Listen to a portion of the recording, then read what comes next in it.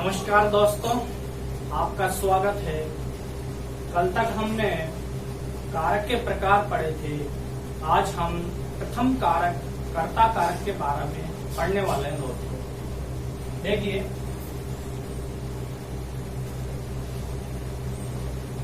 कारक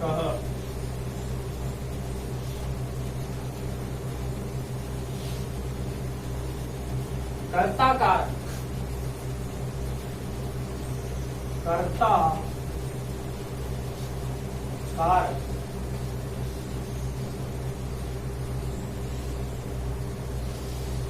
कर्ता कारक में विभक्ति प्रथमा विभक्ति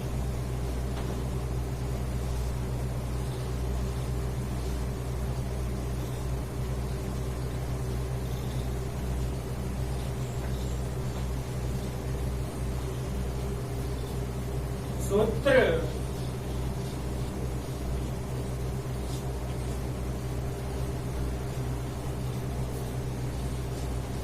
प्रातिपदिकार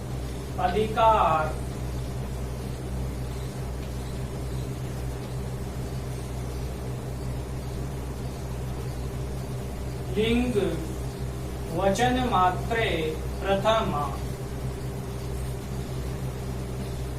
प्रातिपदिकार लिंग वचन मात्रे प्रथमा।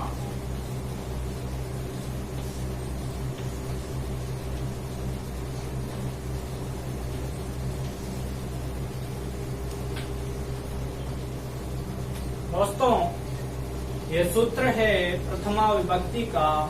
इस सूत्र के माध्यम से हम प्रथमा विभक्ति कहाँ कहाँ पर होती है, कर्ता कारक कहाँ पर होता है, उसका पता लगा सकते हैं। दोस्तों, हमें 5 तथ्य याद रखने की आवश्यकता होती है कर्ता कारक के लिए। इसमें देखिए आप, प्रथम प्रातिपदिकार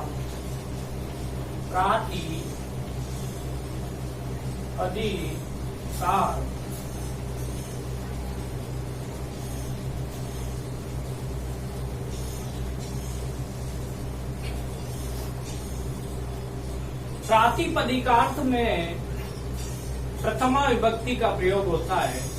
अब ये प्रातिपदिकार्थ होता क्या है, इसके बारे में जानते हैं। तो प्रातिपदिकार्थ एक ऐसा शब्द होता है दोस्तों, एक ऐसा शब्द जिसका एक निश्चित अर्थ निकलता हो दोस्तों, जिसका एक निश्चित अर्थ निकले, वो प्रातिपदिकार्थ कहलाता है। ठीक है, अब हमने जान लिया है प्रातिपदिकार्थ क्या होता है। जिस शब्द का एक निश्चित अर्थ निकलता हो वह प्रातिपदिकार्थ कहलाता है। देखिए दोस्तों, प्रातिपदिकार्थ निश्चित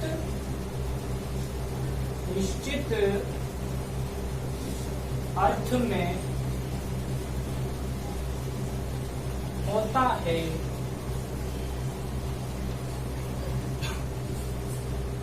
ऐसा शब्द जिसका अर्थ निश्चित हो वह प्रातिपदिकार्थ कहलाता है। अब इसके उदाहरण देखिए। उदाहरण, राम,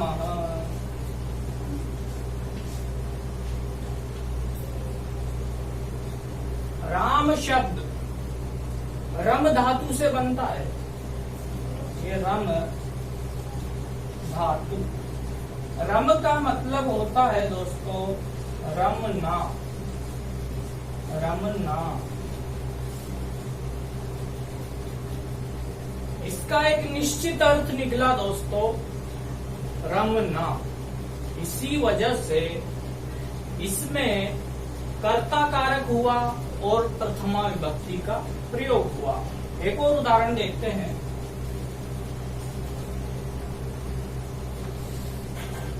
कृष्णः, कृष्णः, कृष्णः, कृष्णः शब्द बनता है कृष धातु से, कृष धातु से, और इस कृष धातु का अर्थ होता है खींचना। जो अपनी ओर खींचे उसे कृष्ण कहते हैं दोस्तों। ठीक है, इसका अर्थ क्या हो गया? कृष धातु का खींचना, खींचना। रामः रम धातु से बना शब्द है और इसमें कर्ता कारक हुआ, प्रथमा विभक्ति हुई। क्यों? क्योंकि यह एक ऐसा शब्द है जिसका निश्चित अर्थ निकल रहा है दोस्तों। क्या अर्थ निकल रहा है? रम धातु से बना है यह शब्द और इसका अर्थ निकल रहा है रमना, एक निश्चित अर्थ। इसीलिए कर्ता कारक होकर के प्रथमा विभक्ति का प्रयोग हुआ। इसी प्रकार से दूसरा शब्द कृष्णः, कृष धातु से बना शब्द है कृष्णः और इसका अर्थ होता है खींचना। जो अपनी ओर खींचे उसे कृष्ण कहते हैं। ठीक है, तो इस प्रकार से ये प्रातिपदिकार्थ में प्रथमा विभक्ति का प्रयोग हुआ, कर्ता कारक हुआ। ऐसे जितने भी शब्द है उनमें कर्ता कारक होगा और प्रथमा विभक्ति का प्रयोग होगा। अगला उदाहरण, अगला जो तथ्य है दूसरा, उसके बारे में बात करते हैं। लिंग, ये लिंग, दूसरा लिंग,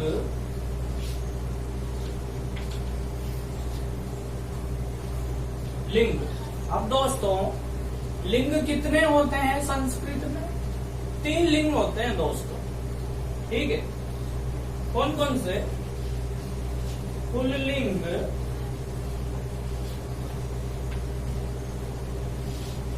स्त्रीलिंग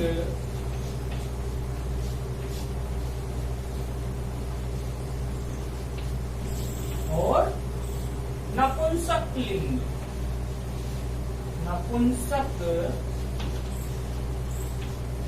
लिंग।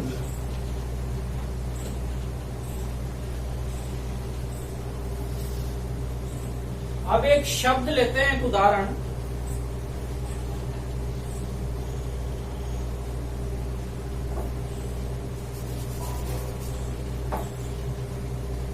उदाहरण दोस्तों,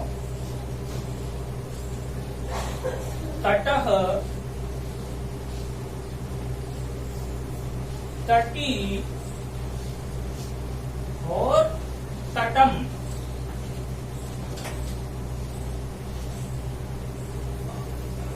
तटः एक शब्द है हमारे पास। तटः का मतलब क्या होता है? किनारा, किनारा, किनारा।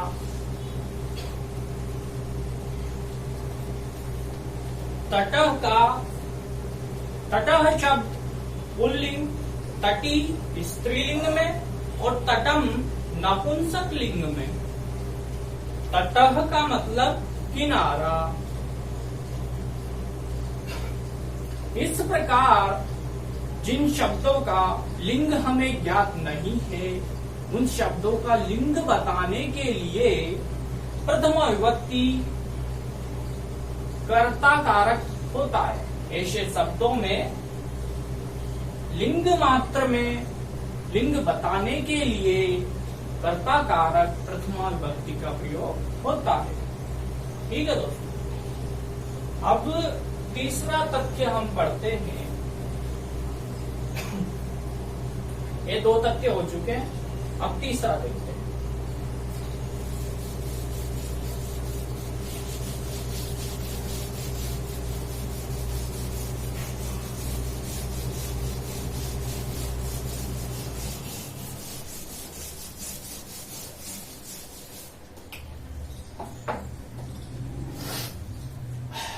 तीसरा तथ्य है वचन। तीसरा तथ्य वचन। संस्कृत में कितने वचन होते हैं दोस्तों? 3 वचन, एक वचन, द्विवचन, बहुवचन। एक वचन, द्विवचन,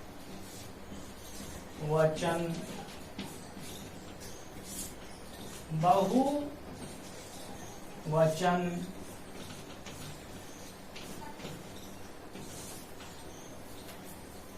इनके उदाहरण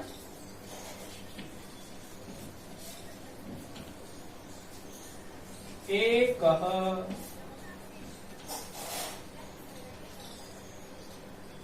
द्वौ,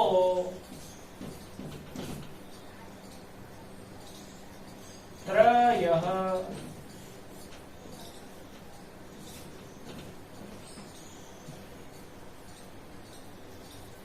एक माने एक, दो, दो, त्रयः, 3। इस प्रकार से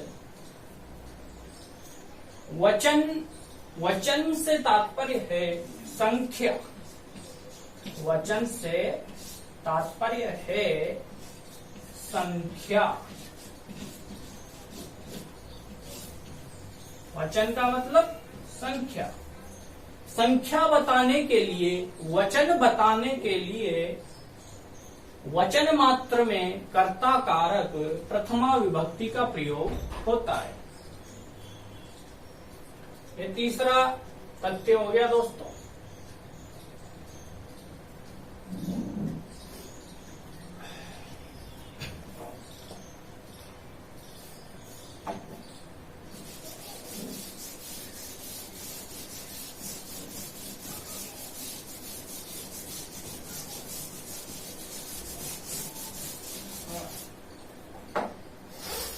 इस सूत्र में एक गलती हो गई दोस्तों। प्रातिपदिका अर्थ लिंग, लिंग के पश्चात यहां पर परिमाण, परिमाण ये शब्द आना था दोस्तों, ये मैं भूल गया था इस जगह पर। यहां पर इस सूत्र को दोबारा से लिख देते हैं दोस्तों। ये चौथा तथ्य है हमारा, प्रथमा विभक्ति का प्रयोग किस प्रकार से होता है यह जानने का। तो प्रातिपदिका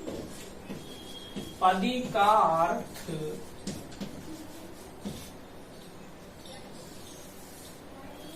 लिंग,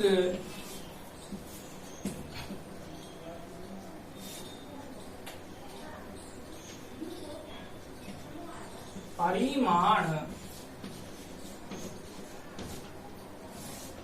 वचन, मात्रे, प्रथमा।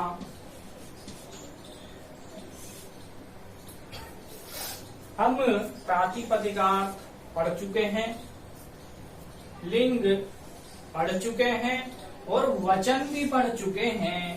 यह एक छूट गया था परिमाण, इसको देख लेते हैं। चौथा तथ्य है दोस्तों ये परिमाण, परिमाण। परिमाण का मतलब क्या दोस्तों? नाप तोल। नाप तोल करने के अर्थ में कर्ता कारक प्रथमा विभक्ति का प्रयोग होता है। देखिए, परिमाण, नाप तोल के अर्थ में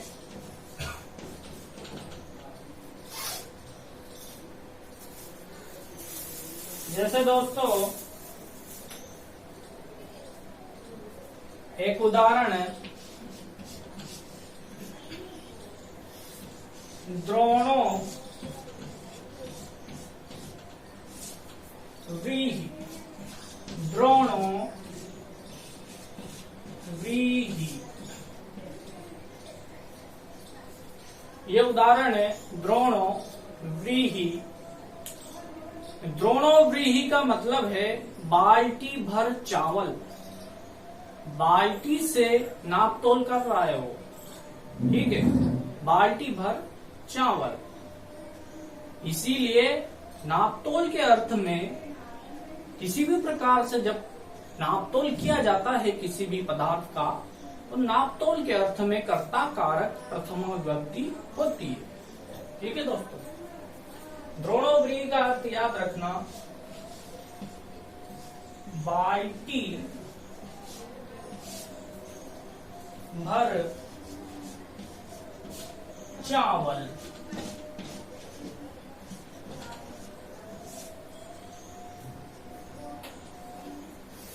हमने कहा था 5 अर्थों में 5 तथ्य होते हैं, 5 अर्थ होते हैं, उनमें कर्ता कारक होता है। अब 4 अर्थ तो इस सूत्र के माध्यम से हमने पढ़े, एक अर्थ हमें स्वयं को याद रखना है। सबसे महत्वपूर्ण जो बात है प्रथमा विभक्ति कर्ता कारक की, वो यही है संबोधन। इसको हम भूल जाते हैं, इसे हमें याद रखना है। दोस्तों देखते हैं संबोधन क्या होता है और संबोधन में कैसे कर्ता कारक का प्रयोग होता है।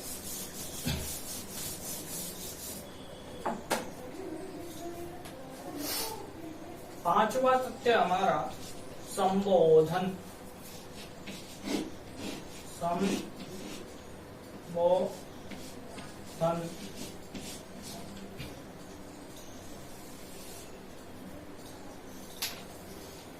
दोस्तों, संबोधन यह विभक्ति कर्ता कारक में सबसे ज्यादा पूछी जाती है। इस पर सबसे ज्यादा प्रश्न पूछा जाता है और यही विद्यार्थी सबसे ज्यादा गलत करते हैं। इसको समझते हैं दोस्तों।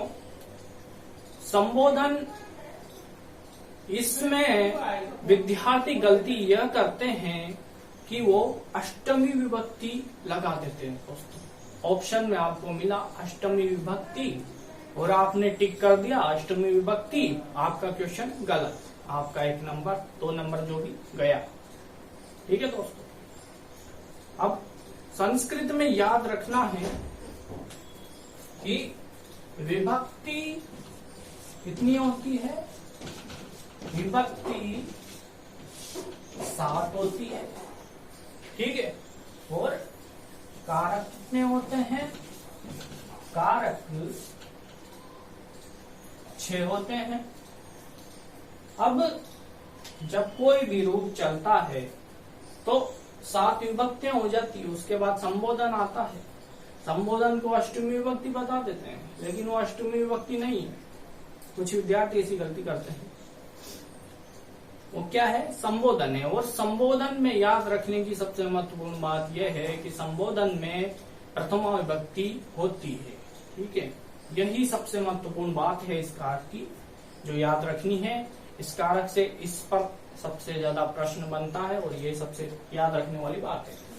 तो संबोधन का प्रयोग देखिए, उदाहरण, हे राम, हे राम,